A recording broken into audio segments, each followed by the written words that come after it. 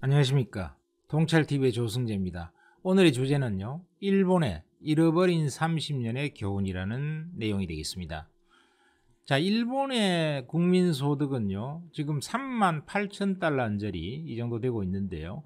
1992년도에 처음으로 소득이 3만 달러를 돌파했습니다. 그런데 작년 2019년에도 여전히 국민소득이 3만 달러대를 유지하고 있죠. 그러니까 잃어버린 20년이 아니라 잃어버린 거의 30년이 되었다, 이렇게 말씀드릴 수 있죠. 30년간 국민소득이 오르지 않았다는 얘기입니다. 그럼 어떻게 해서 이렇게 세계적인 선진국인 일본이, 또 여러가지 소재나 부품이나 장비 기술이 발전되어 있는 일본이 30년간 소득이 전혀 안 올랐을까요? 이것은 굉장히 우리가 깊이 생각해 볼 주제라고 생각합니다. 그래서 이번에 이 주제를 뽑은 것인데요. 자, 여러분들이 보시는 이 그래프가 바로 일본의 장기 주가 그래프입니다. 아주 장기간에 걸쳐서 그래프가 나와 있는데, 처음 시작할 때가 바로 일본의 경제 성장률이 최고점에 이르러서 주가도 39,000에 이르렀던 그런 시점이죠. 그러고 나서 30년간 그래프가 보면요, 계속 그래프가 하강을 했다가 몇 년 전부터 이제 그래프가 조금 주가가 조금 올랐죠. 이것은 이제 아베가 집권하고 나서부터 좀 오르기 시작했습니다. 그러니까 아베가 돈을 무지무지하게 풀어제꼈죠. 엄청나게 돈을 풀었어요. 그래서 주가도 좀 올랐습니다. 그러나 돈을 풀었음에도 불구하고 국민 소득이나 혹은 경제 성장률이 가파르게 올랐냐, 그거는 별로 아니라는 것이죠. 그래서 돈을 무지하게 풀어제껴서 그 대신에 일본이 또 국채가 엄청 발행되면서 국가 부채는 또 무지하게 많이 늘었죠. 그러니까 사실상 아베가 들어와서 정책적으로 그래도 못한 거라고 볼 수는 없지만은 그러나 근본적인 문제를 해결하지는 않았다는 것을 알 수 있습니다. 그럼 여러분들이 보시는 이 그래프는요, 일본의 국민소득 그래프인데요, 한국과 일본의 1인당 GDP에 대한 전망을 분석한 그래프입니다. 자, 이렇게 보면은 위에 있는 그래프가 일본이죠.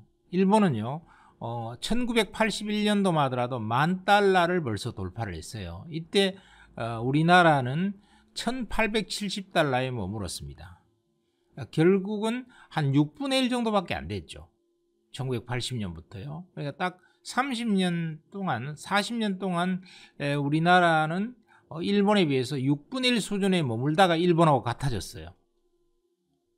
그러니까 일본이 얼마나 그동안에 잃어버린 30년, 40년을 지내왔는가 하는 것을 알 수 있습니다. 일본의 국민소득은요, 1995년에 이미 42,000달러에 도달했어요.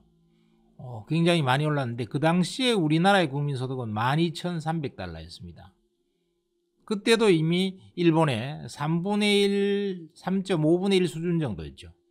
즉 6분의 1 정도 수준에 1980년에 시작해서 95년도에는 한 3.5분의 1 정도, 3분의 1 수준 정도 이렇게 갔습니다만은 지금 2020년, 2019년 이 당시에도 지금 한국도 3만 달러대, 일본도 3만 달러대 비슷한 수준을 유지하고 있다, 이렇게 볼 수 있기 때문에 일본이 얼마나 잃어버린 30년, 40년을 지속되어 왔는가 하는 것을 볼 수가 있습니다. 그러면 잃어버린 일본의 30년의 교훈은 무엇일까요? 첫 번째, 일본은요, 증시와 부동산의 버블이 굉장히 심했습니다.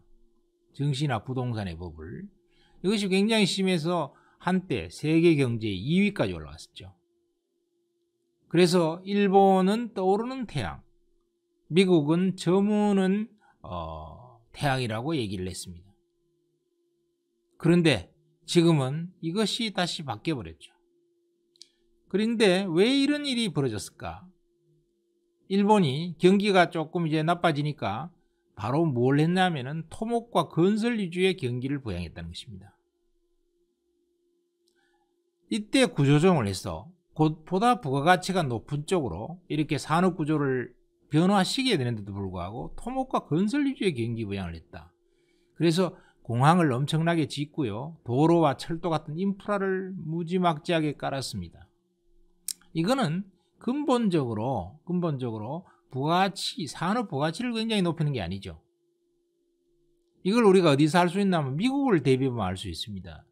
미국은 지금 도로, 철도, 공항 같은 인프라가 조금 안 좋긴 하지만요. 이 나라의 돈들이 어디로 집중되고 있냐면 지금 IT 산업이라든가 바이오 산업이라든가 이런 쪽으로 많이 갔죠.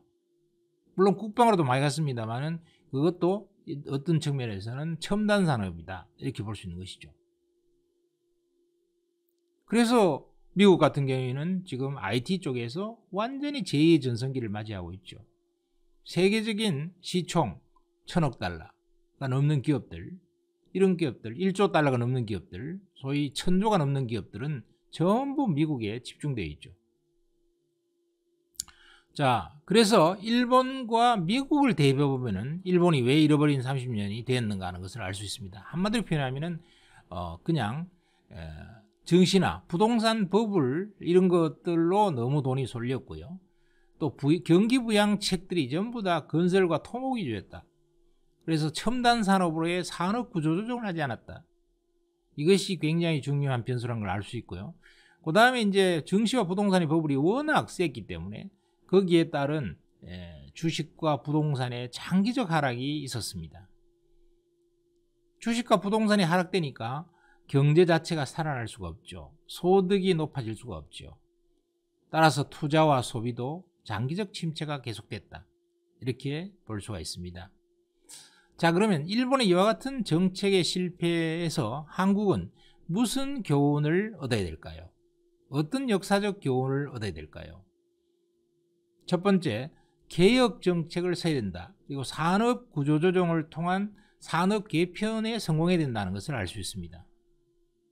우리도 앞으로 몇십 년간 국민소득이 정체되거나 전혀 성장을 못하는 그런 사회로 갈 가능성에 대비해서 우리는 교훈을 얻고 새로운 성장의 발판을 만들어내고 창조해야 되겠다는 것이죠.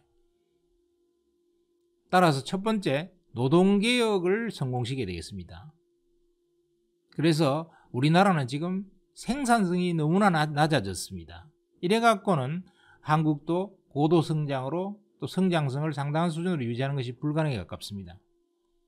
이걸 하기 위해서는 노동개혁을 성공시켜야 된다 하는 것이고요. 두 번째는 신성장 동력을 육성해야 됩니다. 그래서 기존의 부가가치가 떨어지는 산업의 비중을 낮추고 부가가치가 높은 산업으로 4차 산업혁명의 주력 산업으로 규제를 철폐하고 그 다음에 신성장 동력이 보편화되도록 산업의 구조를 개혁하는 것, 이것이 필수적인 상황이다. 그래야만이 우리도 미국처럼 혁명적인 변화를 이루어서 성장을 지속할 수 있는 그런 생태계를 조성할 수 있다고 하는 것입니다. 그리고 일본이 실패한 가장 문제는 이와 같은 산업 구조조정이나 이 모든 문제에 있어 갖고 일본이 실패한 것은 결국 정부 정책의 실패입니다. 이것이 한국에게 주는 교훈은 한국도 정부의 정책이 실패한 정책을 펴서는 안 되겠다는 것입니다. 성공하는 정책을 펴야 된다. 그래서 포퓰리즘에 젖어들거나 아니면은 국가의 정책이 표를 얻기 위한 정책, 포퓰리즘 정책, 국가의 미래를 생각하지 않는 정책, 성장을 유도할 수 없는 정책, 이런 정책을 편다고 하면 한국의 미래는 제2의 일본을 겪을 가능성이 높다. 수십 년간 성장이 정체될 수가 있다. 그거 하는 것입니다. 따라서 제일 중요한 것이 우리는 올바른 정부 정책을 유도할 수 있는 그런 정부를 만들어내야 된다 하는 것이고, 여기에는 여러분들이 결국 투표를 통해서 좋은 정부, 미래가 성장할 수 있는 정부, 혁신적인 정부에 대한 이런 정부를 선택하는 것이 또한 얼마나 중요한가 하는 것을 알 수 있다, 이렇게 말씀을 드리겠습니다. 자, 여러분들 구독과 좋아요 눌러주시고요. 많은 분들에게 알림을 통해서 이런 좋은 내용들이 전파될 수 있도록 해주시기 바라겠습니다. 감사합니다.